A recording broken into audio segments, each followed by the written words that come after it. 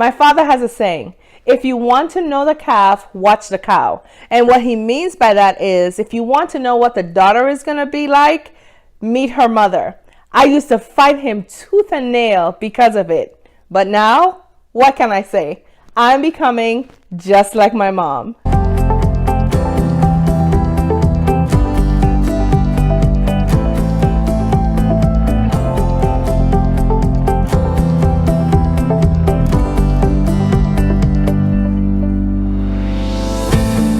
Hi, thank you for coming back to Red Couch Chronicles. I'm Danielle. To those of you who are subscribed to my channel, I say thank you from the bottom of my heart for your support. To those of you who are new here, I humbly ask that you would subscribe and that you would like, share, and comment on my videos so that many more people will have the opportunity of seeing them and will get to come along for the ride as well. Well, it has happened. I can now truly say I have adopted some of my mother's ways. If you remember when you were a child, you would always hear the phrase, apple don't fall far from the tree, or like I introduced you to the phrase that my father used to use, if you want to know the calf, watch the cow. And we would have many a laughter over that simple line simply because he knew when it came to my mother, there was just some things that I swore that I would never do. So in this video, I'm going to share with you 5 things that my mother has done or used to do that I swore I would never do or would never happen to me. Thing number 1, I never thought that I would have to wear glasses. Can you imagine? In my family of 4, my mother, my father, my brother, and I was the only one in our household without glasses. And it just so happened that last year, for the first time, when I went to check my eyes, my doctor said, well, Miss Walker, it's about that time for you to get some readers. And lo and behold, as funny as this may seem, I picked out a pair of glasses that looked so much like the glasses that my mother owned, so much so that when I put them on my face, yep, guess who I look like? My mom. And so when I thought that I would never be wearing glasses, not only do I wear glasses now to read, only to read, when I do put them on, I look just so much like my mommy. All right.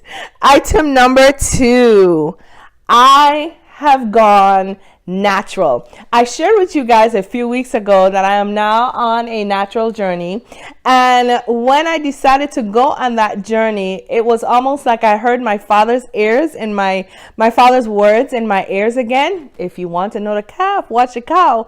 Many years ago, my mother decided that she was going to take on that natural journey, and I watched her transition from her straight hair into all natural hair, doing the big chops, starting from a little bit to watching her hair grow out full and luxurious and beautiful. But even throughout that process, my mother's process, I swore, once again, we're seeing a pattern here, right? I swore that that would have never happened to me, that I would have never given up my long and luxurious hair, that never. And like I said a few weeks ago, I shared with you that I am now 3 months away from being 2 years natural. So, mommy, here's to you. I'm natural. Yay! Way number 3, I am just like my mother, is I have now, over the years, become more problem-centered than, let me take that back, more solution-centered than problem-centered. And I know when I was growing up, you would come home from school, I would come home and I would complain my classmates to her, or complain not being able to understand this homework, and where I already have the script in my head of all the background information I want to give her and the point A, point B, point C of the outline. She would really look at me and say, okay, now what are you going to do about it? You don't understand, so open your book, let's figure it out. This person did this to you. What are you going to do about it? Are you going to tell the teacher? Are you going to handle it on your own? Something's just happened that you did not like. How are you going to handle the situation? And I always thought, oh my gosh, she's so cold. Why doesn't she listen? Why doesn't she empathize? Why doesn't she cry when I'm crying? And now that I have grown up and I'm getting older, more wiser in my years, I realize that yes, sometimes you may have issues, sometimes you may have problems, but it is not wise to wallow in the problems, but it is better actually to look forward to the solution and figure out, how am I going to get my way, or find my way actually out of this problem. So way number 3, I am now more solution centered. Yay, mommy! Number 4 way that I am more like my mother is, like my mom, I tend to use my death stare a little more often than I used to when I was younger.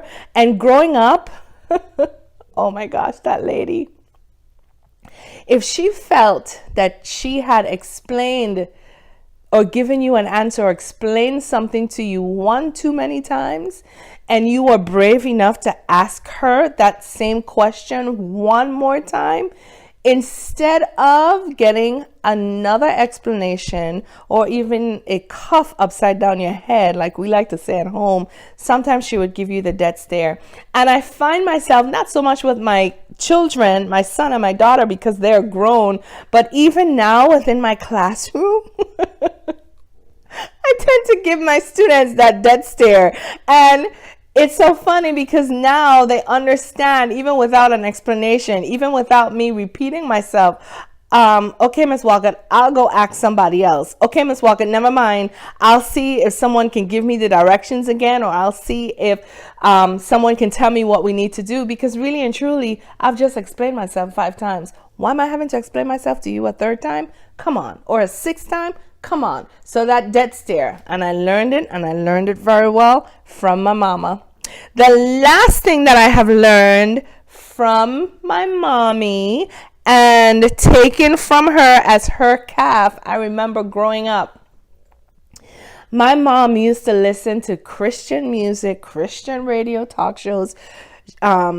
Churches would put their service over the radio, and every single time we were in the car or we were in the house or we were doing something, the Christian music was on in the background. My father was a go-to person for music, and at that time, of course, my dad didn't listen to all that rock and roll music. Maybe he listened to a little Percy Sledge and the music of the 50s, but his real love was calypso or soca or reggae and those old time music. And so I had a mixture of, it was either Christian on one hand, 80, 90, 95% of the time, or that soca and that Caribbean music. And so now that I have met the Lord and I'm walking with Him, I tend to shudder away from all of that worldly music, just simply because, in my opinion and for me, the messages that some of that music comes with, I really don't want to akin myself to. So yes, I do tend to listen to a lot of Christian music, a lot of Christian vlogs, a lot of Christian YouTube videos, and even myself now, to where I'm producing some.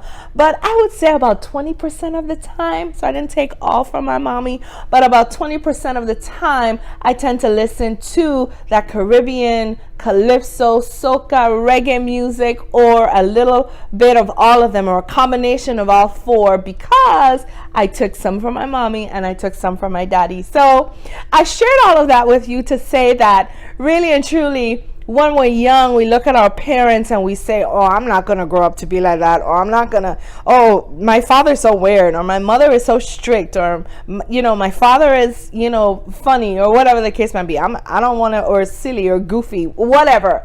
I don't want to grow up to be like that. But really and truly, the more you think about it, you are the sum total of all of your environments. And for me, I would just like to say, even though when I was a kid, I bucked the system. No, I'm not going to be that way. No, I'm not going to do those things. No, I'm not going to be like my mom. Guess what? I am. I take from her, and I'm loving every minute of it. And so, Mom, here's to you. Thank you for the years and the life and the idiosyncrasies and the ways of doing things that you have given to me, and I honor you for it. To the rest of you, comment in the comment section below and tell me in what ways you are like your mom, in what ways you are like your dad. I would love to hear from you. And until next time, I will be right here on this red couch waiting to see you again soon. Thanks for watching.